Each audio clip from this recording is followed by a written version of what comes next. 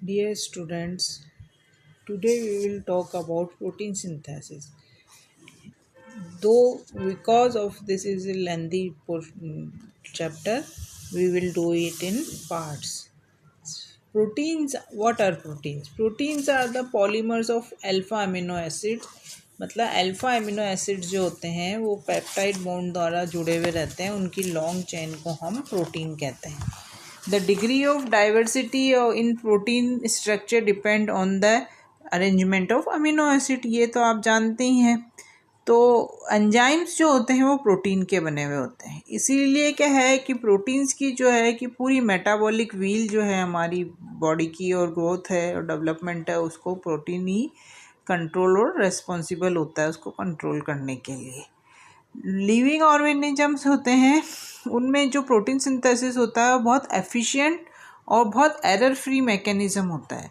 क्योंकि आप जानते हैं कि जो आरएनए और डीएनए के जो डीएनए का जो सीक्वेंस होता है उसमें जो होते हैं कोड्स होते हैं प्रोटीन के. तो डीएनए के कोड जो होते हैं वो कोड पहले उनके रेप्लिका बनती है एमआरएनए की फॉर्म में. उस प्रोसेस को डीएनए से एमआरएनए बनने की प्रोसेस को कहते हैं ट्रांसक्रिप्शन. और जो होता है ट्रांसक्रिप्शन जो होता है उससे जो प्रोटीन बनने की जो प्रोसेस होती है उसको कहते हैं ट्रांसलेशन. तो अब हम पढ़ते हैं कि कौन कौन सी ऐसी साइट्स होती हैं जो प्रोटीन सिंथेसिस में पार्ट कर लेती हैं. जो प्रोटीन सिंथेसिस होता है वो क्या करता है, राइबोसोम पे होता है. राइबोसोम उसमें मुख्य सेल ऑर्गेनिल होता है.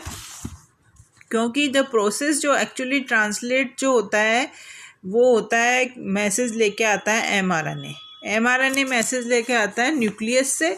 और जो न्यूक्लियस से आने के बाद जो ट्रांसलेशन का प्रोसेस होता है उसमें राइबोसोम्स, एमआरएनए और टीआरएनए मुख्यतः भाग लेते हैं. द राइबोसोम्स जो होते हैं वो स्मॉल ग्रेनुलर स्ट्रक्चर होते हैं. और राइबोसोम जो होते हैं वो एंडोप्लाज्मिक रेटिकुलम से जुड़े हुए रहते हैं, यानी एंडोप्लाज्मिक रेटिकुलम, इसीलिए उसको रफ एंडोप्लाज्मिक रेटिकुलम भी कहते हैं. तो मुख्यतः राइबोसोम बने हुए होते हैं प्रोटीन्स और आरआरएनए के. आरआरएनए जो होता है वो 40 से 60% जो होता है वो टोटल मास बनाता है राइबोसोम का.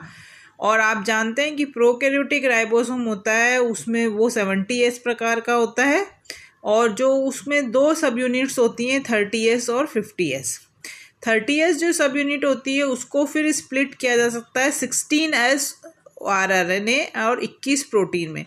जबकि 50S जो होती है वो 23S और 5S और 33 प्रोटीन्स होते हैं. यानी कि 30S में होता है 16S, 50S में होता है 23S और 5S.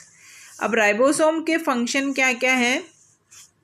राइबोसोम जो क्या होते हैं एंडोप्लाज्मिक रेटिकुलम से जुड़े रहते हैं, एक रो में लगे रहते हैं. और ये बाइंडिंग साइट होते हैं एमआरएनए की, जैसा कि आप ये डायग्राम में भी देख सकते हैं. और जो 16S आरएनए होता है, जो उसमें जो 30S सब यूनिट का 16S आरएनए होता है उसके 5 to 3 एंड पे एक सीक्वेंस होता है CCU.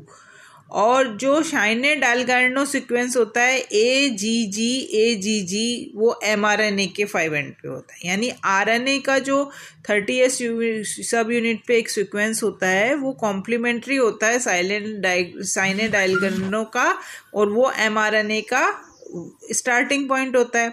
तो ये दोनों कॉम्प्लीमेंट्री जो कि होते हैं तो इनमें बाइंडिंग हो जाती है.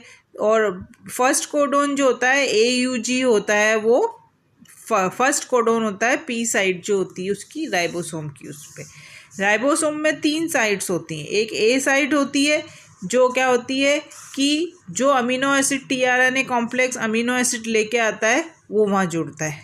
पी साइड जो होती है वो पेप्टाइडल ट्रांसफरेल आरएनए होता है. वो जो क्या होता है पेप्टाइडल चेन जो होती है टीआरएनए की से जो अमीनो एसिड आया है उसको पेप्टाइडल चेन में ट्रांसफ़र होने की. और ई साइड होती है एग्जिट्स की, जब टीआरएनए अपना अमीनो एसिड दे देता है तो वो वहाँ से एग्जिट हो जाता है. और 50S सब यूनिट का क्या काम है, उसमें एक टनल होती है टॉप में. पी साइड के ऑपोजिट में, उसमें से क्या होता है, ग्रोइंग पॉलीपेप्टाइड चेन धीरे धीरे बाहर निकलती है। तो इस तरह से राइबोसोम जो होते हैं उनका कैटालिटिक रोल भी होता है। जो आरआरएनए होता है वो उनको राइबोसोम्स की तरह फंक्शन करते हैं, और पेप्टाइड बॉन्ड जो पेप्टाइडल ट्रांसफरेज एंजाइम की जो एक्टिविटी होती है उसकी तरह कार्य करते हैं। नेक्स्ट होता है एमआरएनए, जो कि ये बहुत बड़ा हो जाएगा, तो मैं इसको यहीं ख़त्म करके एमआरएनए के बारे में आपको बाद में बताऊंगी।